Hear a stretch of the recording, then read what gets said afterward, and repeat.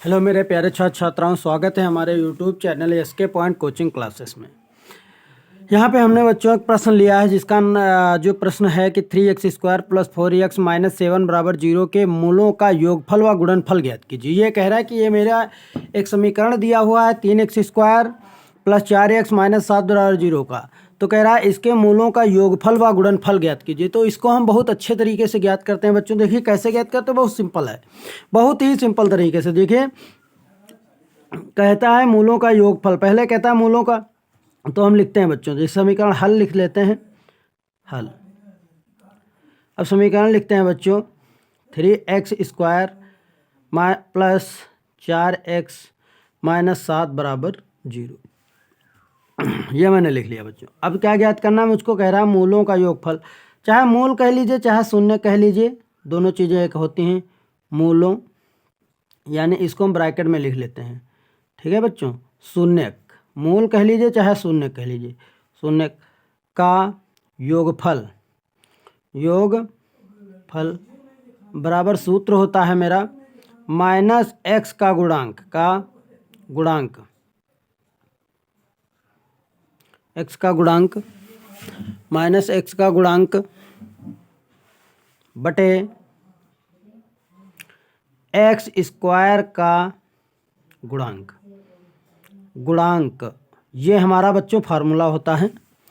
ये हमारा फार्मूला होता है कि मूलों यानी शून्य का योगफल का सूत्र होता है -x का गुणांक बटे x² का गुणांक। चलो हम इसको निकालने से पहले एक बात बताते हैं आपको कि यहाँ पे हम देखते हैं बहुपद में कितनी घात है। जैसे यहाँ पे बहुपद में 2 घात है तो इसका मतलब है इसके 2 ही शून्य होंगे। अगर जो यहाँ बहुपद में, जैसे मान लीजिए यहाँ पे बहुपद में x की घात 3 होती तो इसकी 3 घात है, तो इसका मतलब है इसके 3 शून्य होंगे, ठीक है। तो इसके 3 शून्य होंगे। तो ये चीज़ है कि जैसे इसकी घात 2 है तो इसके 2 शून्य होंगे, 3 है तो 3 होंगे, 4 है घात है, 4 घाती बहुपद है तो उसके 4 शून्य होंगे। तो अब बच्चों क्या है, इसकी 2 घात है तो इसका मतलब 2 शून्य होंगे। तो हम वो मान लेते हैं, वो शून्य हम मान लिए कौन है, एक अल्फा है और दूसरा एक बीटा है। इस तरीके से मैंने मान लिया अल्फा और बीटा। तो अल्फा प्लस बीटा बराबर -x का गुणांक, गुणांक माने होता है गुणे का अंक। अब देखिए यक्स के गुणे का अंक कितना है बच्चों, 4 है, तो -4 कर लेंगे बटे x²। क्योंकि माइनस का क्यों किए, क्योंकि यहाँ माइनस का सूत्र में है, ये प्लस का है तो माइनस प्लस माइनस हो जाता है। फिर x² का गुणांक, तो x² का गुणांक कितना है बच्चों, 3 है, तो ये 3 हो गया। तो ये हमारा आंसर हो गया मूलों के योगफल का, ये हमारा आंसर हो गया, ठीक है बच्चों। इसी तरीके से हमको दूसरा ज्ञात कहता है गुणनफल भी ज्ञात कीजिए। तो मूलों हम लिखेंगे बच्चों, मूलों या इसको हम कह सकते हैं शून्यकों का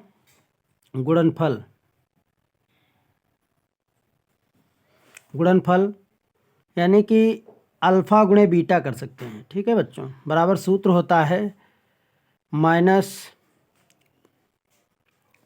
अचर पद बटे x² का गुणांक।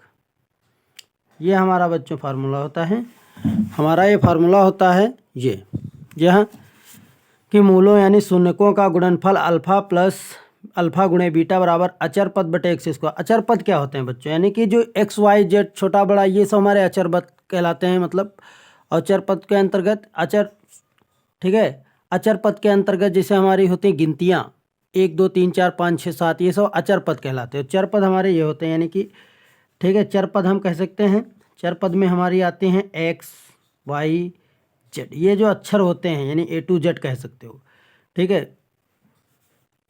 तो ये हमारे अचर शब्द कौन से होते हैं बच्चों, अचर होते हैं हमारे 1 से लेकर के 1 2 3 डॉट अनंत तक जो गिनतियां होती हैं वो सब अचर कहलाते हैं, ठीक बच्चों।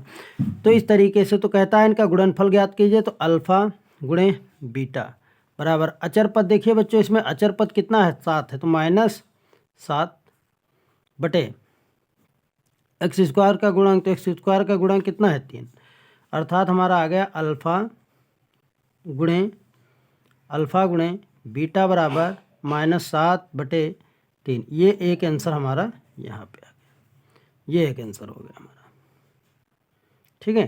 तो इस तरीके से हमारे दोनों आंसर आ गए। ठीक है, इनको हम यहाँ अलग लिख लेते हैं, जिसे यहाँ पे हम लिखे दे रहे हैं, यानी कि अल्फ़ा प्लस बीटा बराबर हमारा आया है बच्चों -4/3 और अल्फ़ा गुणे बीटा बराबर हमारा आया है -7/3। तो इस प्रकार से ऐसे सवालों को बहुत आसानी तरीके से हम हल कर लेते हैं। ठीक है, बहुत आसान तरीके से इस प्रकार के सवालों को हल कर लेते हैं। ये हमारा सवाल है बच्चों, देखो ये सवाल दिया हुआ है कि मतलब 3x² + 4x - 7 = 0 में, ठीक है, मूलों का योगफल व शून्यकों का गुणनफल ज्ञात कीजिए। तो हमने इस समीकरण को लिख लिया। फिर मूलों का या शून्यकों का, ठीक है, योगफल बराबर सूत्र होता है -x का गुणांक बटे x² का गुणांक। तो ये हमारा मैंने आपको बताया है मतलब जो घात जिस बहुपद की जितनी घात होती है उसके उतने शून्यक होते हैं। अब इस बहुपद की 2 घात है तो इसके 2 शून्यक होंगे, अल्फ़ा और बीटा। तो अल्फ़ा प्लस बीटा -4/3 ही आ गया हमारा। इसी तरीके से मूलों या शून्यकों का गुणनफल बराबर हो जाएगा, इसके 2 ही शून्यक हैं, अल्फ़ा गुणे बीटा अचर पद बटे x² का गुणांक। अब अचर पद कितना है बच्चों हमारा -7 हमने यहाँ पे लिख दिया है। ये देखिए नोट में लिख दिया मैंने इसको, ठीक है, ये हमने इसको नोट में लिख दिया है। ठीक है, ये हमने इसको नोट में लिख दिया है। ठीक, कि अचर पद क्या होते हैं, x y z अर्थात A to Z होते हैं, और अचर पद 1 2 3 4 संख्याएं होती हैं। यहाँ पे मैंने आंसर लिख दिए हैं कि अल्फ़ा प्लस बीटा व -4/3, अल्फ़ा गुणे बीटा व -7/3।